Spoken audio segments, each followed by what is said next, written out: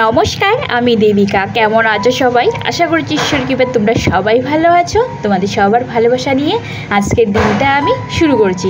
ভিডিওটা স্কিপ না করে দেখতে থাকো, আশা করি তোমাদের ভালো লাগবে। এখন প্রায় সকাল 4টা হবে। আমি ঘুম থেকে উঠে ফ্রেশ হয়ে রান্না বসানোর জন্য চলে এসেছি। এত তাড়াতাড়ি ঘুম থেকে ওঠার কারণ হলো পাপাইয়ের ঘুম ভেঙে গেছে প্রায় 3টের সময়। এতক্ষণ ধরে ও উঠার জন্য একদম লাফিয়ে যাচ্ছিল, তাই ভাবলাম চলো তাড়াতাড়ি যখন উঠে পড়েছি রান্না বান্না সেরে নিই। আগের দিনের চিকেন আনা ফ্রিজে রাখা ছিল, ভাবলাম সকাল সকাল উঠে পড়েছি তো রুটি আর চিকেন করে নিই, বেশ ভালো জমিয়ে খাওয়া হবে।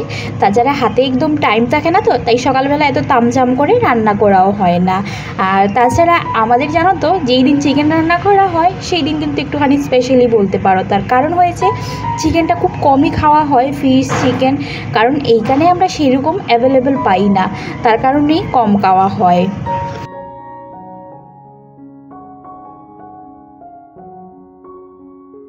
আরেকটা কথা কি জানো তো, যদি না ওই মাছ মাংস ওইগুলো খাওয়া না হয় না, আর অনেক দিন পর খাওয়ার পর ভালো লাগে না খেতে, কেমন যেন আষ্টে গন্ধটা বেশি পাওয়া যায়।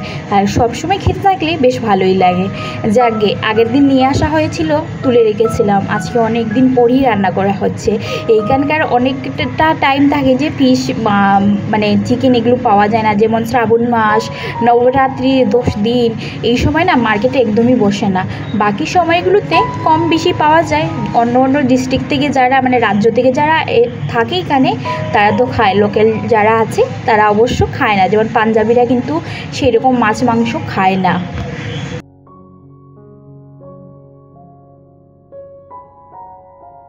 এইখানে কোনো পাঞ্জাবি পরিবারের ভাড়া থাকলে বিল্ডিংয়ে আগের থেকেই কিন্তু ওরা মানা করে দেয় যে তুমি মাছ মাংস এখানে একদমই খেতে পারবে না, কারণ ওরা না গন্ধটাও নিতে পারে না। আমরা যখন এই ঘরটা ভাড়া নিয়েছিলাম তখন কিন্তু আমাদের একদমই মানা ছিল, আমাদের পাশেই একটা বৈষ্ণব ফ্যামিলি থাকতো। তো তোমরা তো বুঝতেই পারছো ওনারা মাছ মাংস কিছুই খেতেন না, সবসময় নিরামিষ খেতেন। তবে ওনারা এখান থেকে চলে গেছেন, তারপর থেকে মাঝে মধ্যে আমরা মোটামুটি অল্প স্বল্প খাওয়া দাওয়া করি। তোমাদের সাথে কথা বলতে বলতে আমার এদিকে রান্নাবান্নার তৈরি হয়ে গেছে। আটাটা ভালো করে মেখে সুন্দর করে ঢাকনা দিয়ে রেখে দিয়েছি। মাংস রান্না করার জন্য পেঁয়াজ কিছুটা কুচিয়ে নিয়েছি, কিছুটা এমনি কেটে নিয়েছি। তাছাড়া আলু মাংস ধুয়ে পরিষ্কার করে নিয়েছি, আদা রসুন জিরা সব কিছু দিয়ে একটা পেস্ট রেডি করে নিয়েছি। আমার মনে হয় রান্না করতে বেশি সময় লাগে না, সব কিছু কেটে কুটে ধুয়ে পরিষ্কার করে রেডি করতে অনেকটা সময় লাগে। আর তার মধ্যে যদি মশলা বাটার ব্যাপার থাকে তাহলে তো হয়েই গেছে। তবে এটা বেশ ভালো যাদের মিক্সি আছে, যেমন আমি 1 বছর হয়েছে মিক্সি নিয়েছি, তারপর রান্নাবান্নাগুলো করার সময় অনেক কম লাগে। তাছাড়া কি বলো তো, শিলনোড়াতে বেটে খাওয়ার মজা না অনেকটাই আলাদা, তাই মাঝে মধ্যে আমি শিলনোড়াতে বেটে করি। তাছাড়া এখন অল্প অল্প গুঁড়া মশলাও ইউজ করি, কিন্তু আগে একদমই করতাম না। তবে চেষ্টা করি সবসময় আস্ত মশলা নিজে বেটে খাওয়ার। এখনকার সময়ে জানো তো কোনো কিছুই ভালো পাওয়া যায় না, যা শাক সবজি খাই তাও তো ওর মেডিসিন দিয়ে ভর্তি থাকে, সেই কারণে সেগুলো আমাদের শরীরে একদমই ভালো লাগে ভাবে লাগে না। তাই চেষ্টা করা আমাদের উচিত যে আমরা সবসময় যেন ভালো খাবার খাই, নিজের পক্ষ থেকে সম্পূর্ণটা চেষ্টা করি।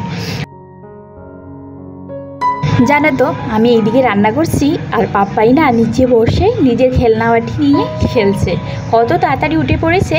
আসলে কি বলো তো, আমরা মায়েদের না কোনো টাইম টেবিল হয় না, দুনিয়াতে তাই হয়তো বলা হয়েছে সন্তানের মায়ের সম্পর্কটা শ্রেষ্ঠ থাকে। তার কারণ হয়েছে সত্যি সন্তানের জন্য যে কোনো জিনিস অ্যাডজাস্ট করার মজাই আলাদা। বলো, আমি ভীষণ ঘুম খাতুরে, তবে এই যে পাপাই উঠে পড়েছে আমিও এনার্জি নিয়েই দেখো উঠে পড়ে কাজে লেগে পড়ি। পড়েছি, ওর সঙ্গে খেলে গেলে রান্নাবান্নাগুলো কমপ্লিট করে নিচ্ছি।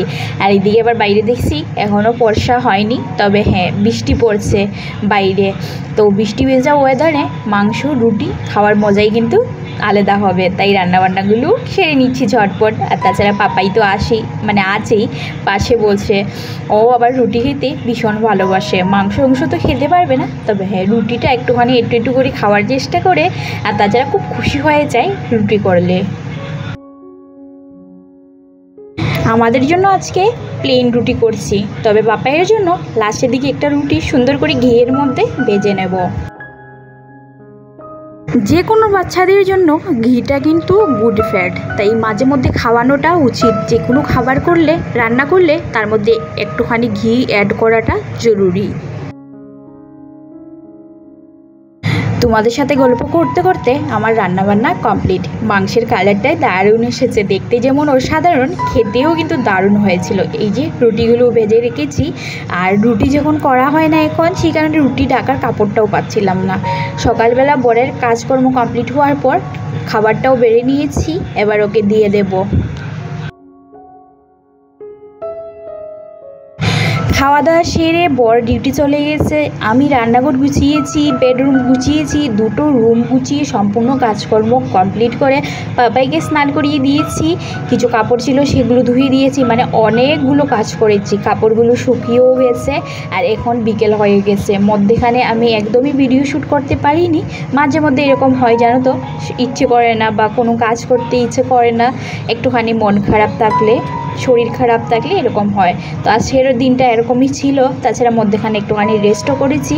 এখন বিকেল হয়ে গেছে, সূর্য পশ্চিম দিকে চলে এসেছে, আর আমি এসেছি বিকেলের কাজকর্মগুলো টুকটুক করে সেরে নেব। বারান্দাটাতে দেখলাম বেশ ধুলো পড়েছে, মানে হাওয়া চলেছিল, তো বেশ মাটি মাটি লাগছিল। বিকেলবেলা পাপাই বেরিয়ে একটুখানি দৌড়ি করবে, তাই ঝাড়ু দিয়ে পরিষ্কার করে নিচ্ছি। তাছাড়া এখন না পাপাই ঘুমিয়ে আছে। সকালবেলা বৃষ্টি পড়েছিল বলে গাছগুলো এখানে দিয়েছিলাম, একটুখানি যাতে বৃষ্টির জল পড়ে গাছগুলো যদি একটুখানি সতেজ হয়, সেই কারণে। এখনও বুঝতে পারছি না গাছগুলো বাঁচবে কি না, তবে আমার মনে হচ্ছে দিন 15 গেলেই তারপরই বোঝা যাবে, 7 দিন গেলেও তারপর বোঝা যাবে। যদি বেঁচে যায় তাহলে তো ভীষণ খুশি হব, আর যদি না বাঁচে তাহলে তো একটুখানি কষ্ট তো হবেই। তো গাছগুলো এনে সাইড করে সুন্দর করে রেখে দিচ্ছি, তারপরে এই জায়গাটা ভালো করে ঝাড়ু দিয়ে পরিষ্কার করে নেব। গাছগুলো যেহেতু লাগিয়েছি বেশি দিন হয়নি, তাই বৃষ্টি দিলে কি হয় বলো তো, গাছগুলো থেকে না মাটি বেরিয়ে আসে, তো জায়গাটা বেশ মেসি হয়ে যায়। তাছাড়া ছাদের বালি মাটি সব চলে আসে, তাছাড়া হাওয়া চললেও কিন্তু অনেকটা ময়লা হয়, তাই এই জায়গাগুলো পরিষ্কার করতে আমার দিনে 3-4 বার ঝাড়ু দিতে হয়। যাকে গাছে যে শুকনো ফুল টুল ছিল, যেহেতু বিকেল হয়ে গেছে, যেগুলো সকালবেলা ফুটেছিল সেগুলো বেশ মুরঝে পড়েছে, তাই সব কটা ফেলে দিয়েছি। তাছাড়া হলুদ শুকনো পাতাগুলোও ফেলে দিয়েছি, দিয়ে জায়গাটা ভালো করে ঝাড়ু দিয়ে চাবড়াগুলো তুলে একটা জায়গায় ডাস্টবিনে রেখেছি। তারপর চলে এসেছি যে কাপড়গুলো ধুয়ে দিয়েছিলাম সেগুলোই তুলে নিতে। এই সাইডের কাপড়গুলো তো ছিল, আজকে ধুয়ে দিয়েছিলাম, আর পাপাইয়ের যে কাপড়গুলো তুলছি সেগুলো কিন্তু আগের দিন ধুয়ে দিয়েছি। যেহেতু এগুলো এই বেড়ার সাইডে মেলি, সেই কারণে না এগুলো সঙ্গে সঙ্গে শুকায় না, এগুলো শুকাতে 2 দিন লাগে। তো ছোটো কাপড়গুলো আমি ওই সাইডেই মেলে দিই, তার কারণ হচ্ছে না হলে না ছোটো কাপড় বাতাসে উড়ে দেওয়ার চান্স থাকে, আর ওই জায়গায় যদি মেলে দিই তাহলে আর বাতাসে উড়ে যায় না। তারপর আমি চলে এসেছি ঘরের ভিতরে, পাপাই ওই রুমে শুয়ে আছে, তো আমি এখানে বসে কাপড়গুলো ভাঁজ করে নিচ্ছি।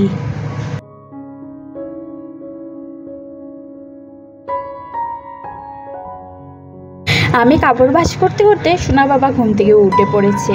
এবার ওকে একটুখানি ফ্রেশ করিয়ে দেবো, তার আগে কাপড়গুলো ভাঁজ করিয়ে জায়গা মতো তুলে রেখে দিই। আজকের বেশিরভাগ কাপড় ছিল সোনা পাপাইয়ের, আর আমাদের যা কাপড় ছিল সেগুলো আলমারিতে তুলে রেখেছি। পাপাইয়ের কাপড়গুলো একটুখানি ড্রয়ারের মধ্যে ঢুকিয়ে রাখলাম। বালিশের কাপড়গুলো সকালবেলা খুলে ধুয়ে দিয়েছিলাম, তাছাড়া বেডশিটটাও চেঞ্জ করে বেডশিটটাও তুলে ধুয়ে দিয়েছিলাম, তাই শুকিয়ে গেছে। এবার কাপড়গুলোও পরিয়ে নিচ্ছি। অনেক দিন ধরে ভাবছিলাম জানো তো, বালিশের ভিতরের তুলোগুলো বের করে রৌদ্রতে শুকিয়ে নতুন টুল করে তার ভিতরে ভরবো। তবে ওয়েদারটাই এরকম যে মেঘো মেঘো হয়ে আছে, তো ভাবলাম চলো মেঘলা ওয়েদারটাই এনজয় করি। কারণ গরমে যা অবস্থা মানে সেটা তো বলার মতো নয়।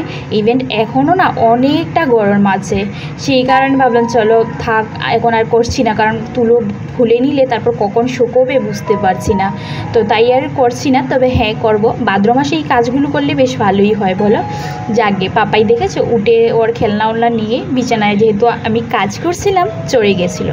আমি একটুখানি ওকে নাম বললাম পাপা নামো, ও তো শুনেনি, তো আমি নামিয়ে দিয়েছি।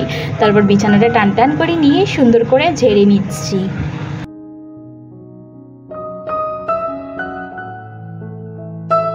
তারপর আমি ঘরটা ভালো করে ঝাড়ু দিয়ে নিচ্ছি। আজকে কি হয়েছে বলো তো, ভিডিও করছি যে একদম অন্ধকার লাগছে, তার কারণ হচ্ছে দরজাটা খুলিনি। আমার এই রুমের লাইটের আলো একদমই কম, দরজাটা খুলে ভিডিও করলে অনেকটাই আলো বাইরের আসে। তো আমি যে ভিডিওগুলো করি দরজা খুলেই করি, সেই কারণে আলো আসে ভরপুর। এখনও কিন্তু বাইরে সন্ধ্যা হয়নি, তবে দরজা না খোলার কারণেই অন্ধকার লাগছে। আর আমি দরজা খুলছি না, তার কারণ হচ্ছে আমি দরজা খুললেই কিন্তু পাপাই বেরিয়ে চলে যাবে। ও তো বাইরে যদি বসে খেলতো সেটা ব্যাপার আলাদা ছিল, ও কিন্তু ছাদে চলে যাবে, না হলে নিচে চলে যাবে, তাই আর খুললাম না।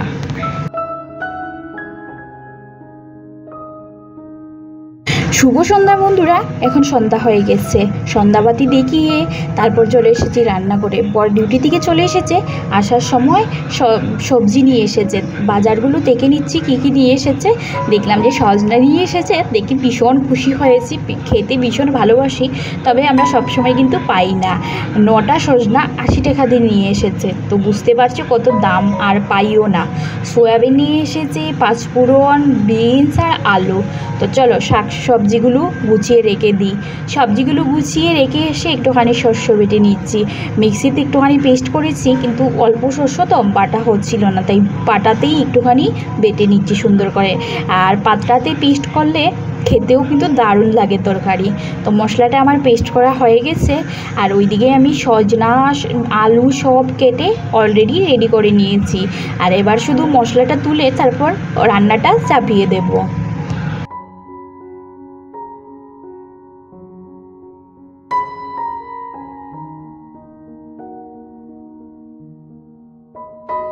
শস্যটা বাটিতে তুলে রেখেছি, শিলনোড়াটা ধুয়ে জায়গা মতো তুলে রেখেছি। এখানে আলু, কাঁচা লঙ্কা, টমেটো আর সজনা সব সুন্দর করে কেটে রেডি করে নিয়েছি। রান্নাবান্না করার আগে রেডি করে নিলেই রান্না করতে সুবিধে হয়। তারপর কড়াইটাও চাপিয়ে দিয়েছি, আর চাল ধুয়ে না এক সাইডে ভাত বসিয়ে দিয়েছি, আর সজনাটাও বসিয়ে দেব। এরকম একদম সিম্পলি সজনা রান্না করে খেতে কিন্তু দারুণ লাগে। একটুখানি ঝুলঝুল করে করব, যাতে আমাদের ভাতটাও খাওয়া হয়ে যায়। সজনাটা যদি মাখো মাখো করে করো, সঙ্গে একটুখানি ডাল ভাজি কিছু হয়ে গেলে খাবারটা জমে যায়।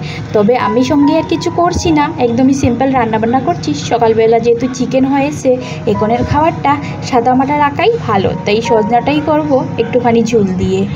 স্বাদ মতো নুন দিয়ে দিলাম, তাছাড়া হলুদ গুঁড়ো দিয়ে দিয়েছি। আর এবার সুন্দর করে নাড়াচাড়া করে ঢাকনা দিয়ে দেবো।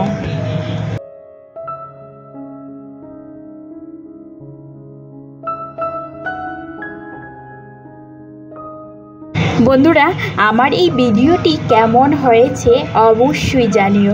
যদি ভিডিওটির একটি পার্ট হলেও তোমাদের ভালো লেগে থাকে, তাহলে প্লিজ আমার চ্যানেলটি সাবস্ক্রাইব করে দিয়ে আমার পাশে থেকো। তোমরা পাশে থাকলে অবশ্যই আমি আরও সুন্দর সুন্দর ভিডিও নিয়ে আসার চেষ্টা করব। তাছাড়া অবশ্যই একটি কমেন্ট করো, কারণ তোমাদের মানে একটি মতামতই আমার ভিডিও করার উৎসাহ আরও বাড়িয়ে দেয়। রান্নাবান্না সেরে খাওয়া দাওয়াও আমরা সবাই মিলে কমপ্লিট করে নিয়েছি। তারপর বাসন ধুয়ে রান্নাঘরটা সুন্দর করে ক্লিন করে নিয়েছি। আর এখন এসেছি চিয়া সিডটা একটুখানি ভিজিয়ে রাখবো। মাঝে মধ্যে তো ভুলেই যাই, সকালবেলা ভিজিয়ে খেতে খেতে অনেকটা সময় লেগে যায়, সেই কারণে রাত্রে মনে করে ভিজিয়ে রাখলে একটুখানি সুবিধে হয়। চিয়া সিডটা ভিজিয়ে রাখবো। তবে আজকের এই ভিডিওটা আমি আর বড় করব না, এখানেই শেষ করব। এখন একটুখানি বাইরে গিয়ে হাঁটাহুটি করব, তারপরেই কিন্তু কাপড় টাপড় চেঞ্জ করে শুতে যাব।